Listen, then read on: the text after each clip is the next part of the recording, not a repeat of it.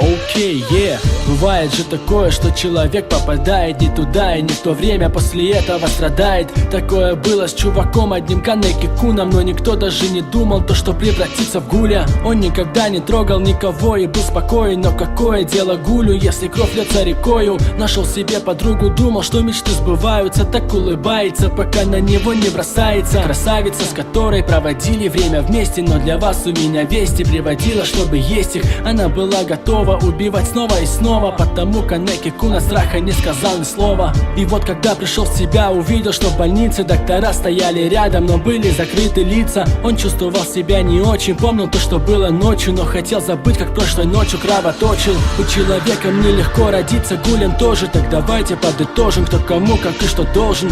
Люди потрошат животных, чтоб потом питаться, гули потрошат людей, так что не надо обижаться. Быть человеком нелегко родиться, гулям тоже, так давайте подытожим, кто кому, как и что должен.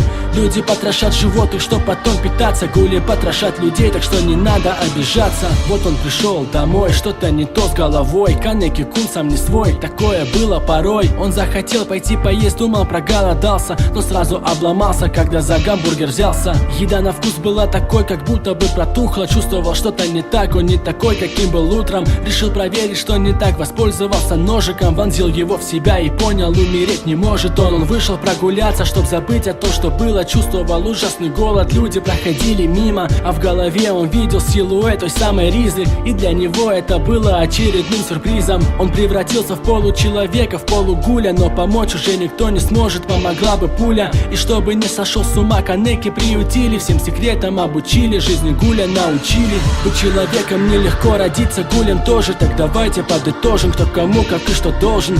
Люди потрошат животных, чтоб потом питаться, гули потрошат людей, так что не надо обижаться. Быть человеком нелегко родиться, гулям тоже, так давайте подытожим, кто кому, как и что должен.